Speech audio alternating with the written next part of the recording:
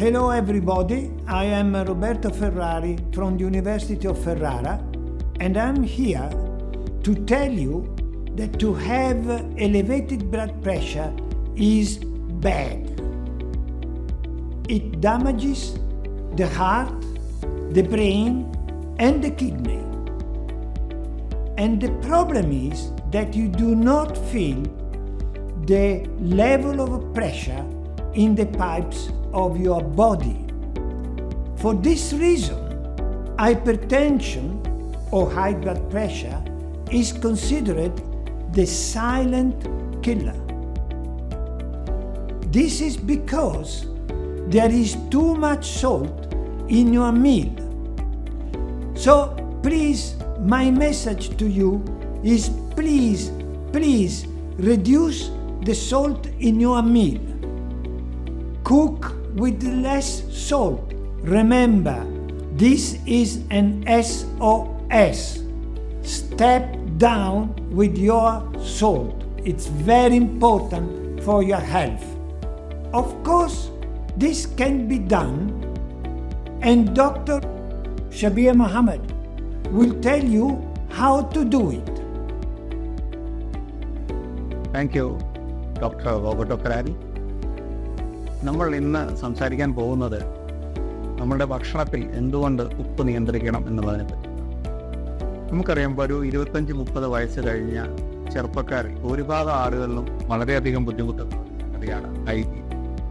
അപ്പോൾ നമ്മൾ പലപ്പോഴും സംശയിക്കാറുണ്ട്, ഇത്രയും ആളുകൾക്ക് എന്തുകൊണ്ടാണ് ഹൈ ബി പി വരുന്നതെന്നുള്ളത്. അതറിയണമെന്നുണ്ടെങ്കിൽ എന്താണ് ബ്ലഡ് പ്രഷർ എന്നുള്ളതിനെ പറ്റിയിട്ട് ചെറിയൊരു ധാരണ നമുക്ക് എല്ലാവർക്കും ഉണ്ടാകുന്ന നല്ലത്. നമ്മൾ കഴിക്കുന്ന ഭക്ഷണത്തിലെ ഉപ്പിൻ്റെ കണ്ടന്റ് നമ്മളുടെ ശരീരത്തിലേക്ക് ആഗിരണം ചെയ്യുകയും ഈ ഉപ്പ് ശരീരത്തിൽ നിന്ന് ധാരാളം വെള്ളം വലിച്ചെടുക്കുകയും ചെയ്യും. ഈ വലിച്ചെടുക്കുന്ന വെള്ളം നമ്മളുടെ ഹാർട്ടിൻ്റെ ഉള്ളിൽ പമ്പ് ചെയ്യപ്പെടുകയും അത് നമ്മുടെ രക്തക്കുഴലുകളിലേക്ക് വരികയും ചെയ്യും. അപ്പോൾ ഇങ്ങനെ ബ്ലഡിൻ്റെ വോളിയം കൂടുന്നതനുസരിച്ച് ഈ ബ്ലഡ് വോളിയം നമ്മുടെ രക്തക്കുഴലിനകത്ത് വരുത്തുന്ന സമ്മർദ്ദം വലുതാവുകയാണ് ചെയ്യുന്നത്. സാധാരണഗതിയിൽ നമ്മളുടെ കിഡ്നികൾ ഈ സമ്മർദ്ദത്തിനെ അതിജീവിക്കാൻ വേണ്ടിയിട്ട് ഈ എക്സ്ട്രാ വരുന്ന സോൾട്ടിനെ ബ്ലഡ് യൂറിനിലൂടെ പുറത്തേക്ക് കളയാറുണ്ട്. ഇതിനെയാണ് നമ്മൾ പ്രഷർ നാട്രിയോറസിസ് എന്ന് വിളിക്കുന്നത്. പക്ഷേ ചില വ്യക്തികളിൽ ഈ പ്രഷർ നാട്രിയോറസിസ് അത്ര എഫക്റ്റീവായിട്ട് നടന്നുകൊള്ളുന്നുണ്ട്. അങ്ങനെ വരുന്ന ഒരു സാഹചര്യത്തിൽ എന്താണ് സംഭവിക്കുക? നിരന്തരം ഉണ്ടാകുന്ന ഈ അമിതമായിട്ടുള്ള ഉപ്പിൻ്റെ ഉപയോഗം കൊണ്ട് ഈ ശരീരത്തിലെ ഈ ഉപ്പ് കുമിഞ്ഞു കൂടുകയും ഈ ഉപ്പ് നമ്മളുടെ ബ്ലഡ് വോളിയത്തിനെ വളരെയധികം കൂട്ടുകയും കിഡ്നി അതിനെ പ്രോപ്പറായിട്ട് പുറന്തള്ളാൻ സാധിക്കാതെ വരികയും ചെയ്യുന്ന ഒരു സന്ദർഭത്തിൽ അദ്ദേഹത്തിൻ്റെ പ്രഷർ വളരെയധികം കൂടുതലായിട്ടാണ് കാണപ്പെടുന്നത്. അപ്പോൾ നമ്മൾ ഒരു കേരളത്തിൻ്റെ ഒരു പ്രത്യേക സിനേറിയോയിൽ നമ്മൾ സാധാരണ കഴിക്കുന്ന ഭക്ഷണങ്ങളിൽ വളരെയധികം ഭക്ഷണങ്ങളിൽ ഉപ്പിൻ്റെ കണ്ടന്റ് കൂടുതലായിട്ട് കാണുന്നത്. പ്രത്യേകിച്ച് നമ്മൾ കുക്ക് ചെയ്യുമ്പോൾ നമ്മൾ ഉപ്പ് ആഡ് ചെയ്യുന്നുണ്ട്. അതോടൊപ്പം തന്നെ നമ്മൾ കറികളായി ഉപയോഗിക്കുന്നതിനകത്ത് ഉപ്പ് ആഡ് ചെയ്യുന്നുണ്ട്. അതോടൊപ്പം നമ്മൾ ഉപയോഗിക്കുന്ന അച്ചാർ, ഉണക്കമീൻ, പപ്പടം, ഇങ്ങനെയുള്ള സംഗതികളിലെല്ലാം ധാരാളം ഉപ്പ് അടങ്ങി. അതോടൊപ്പം തന്നെ നമ്മളിപ്പോൾ ട്രെൻഡിങ് ആയിട്ടുള്ള സ്നാക്കിംഗ് ഹാബിറ്റ്സ്, അതായത് നമ്മൾ കഴിക്കുന്ന പൊരി സാധനങ്ങൾ, അതോടൊപ്പം തന്നെ നമ്മൾ കഴിക്കുന്ന ലേസ്, അതുപോലെ പാക്കറ്റുകൾ കിട്ടുന്ന ഫുഡ്, പിന്നെ പ്രോസസ്ഡ് ഫുഡ്, ഇതിനകത്തെല്ലാം ധാരാളം ഉപ്പ് അടങ്ങി. ഈ ഉപ്പ് നമ്മൾ ഒരു ദിവസം കാൽക്കുലേറ്റ് ചെയ്യുകയാണെങ്കിൽ ഏകദേശം ഒരു ദിവസം ഒരാൾ കഴിക്കുന്നത് ഏതാണ്ട് 15 ഗ്രാം 20 ഗ്രാം അടക്കി ഉപ്പാണ് കഴിക്കുന്നത്. അത് ഇന്ത്യൻ ശരാശരിയേക്കാൾ ശരിക്കും നമ്മളുടെ മലയാളികളുടെ ശരാശരി കൂടുതലാണെന്ന് നമ്മൾ മനസ്സിലാക്കി. ഇന്ത്യൻ ശരാശരി തന്നെ ഏതാണ്ട് 11 ഗ്രാമാണ്.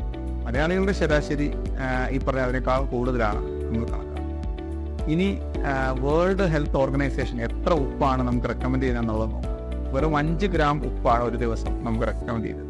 അതായത് ഒരു മാസം നമ്മൾ കണക്കാക്കുകയാണെങ്കിൽ ഒരാൾ 150 ഗ്രാം മാത്രമേ കൺസ്യൂം ചെയ്യാൻ പാടുള്ളൂ. അപ്പോൾ നമ്മൾ 5 പേരുള്ള ഒരു വീട്ടിൽ 150 × 5 ഏതാണ്ട് 3/4 കിലോ ഉപ്പ് മാത്രമേ പർച്ചേസ് ചെയ്യാൻ പാടുള്ളൂ.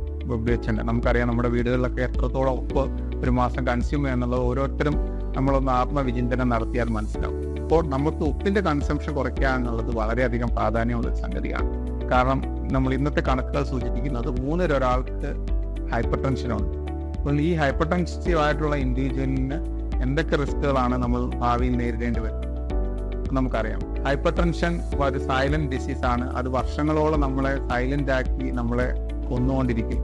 നമ്മുടെ രക്തക്കുഴലുകളുടെ അകത്ത് ക്ലോട്ട് അടിയാനുള്ള സാധ്യത അത് വർദ്ധിപ്പിക്കും. അതുപോലെ തന്നെ നമുക്ക് heart disease, stroke, kidney disease, അങ്ങനെ വളരെയധികം രക്തക്കൊല്ലുകളെ ബാധിക്കുന്ന അസുഖങ്ങൾ നമുക്ക് ഭാവിയിൽ വരുത്താനുള്ള സാഹചര്യങ്ങളുണ്ട്.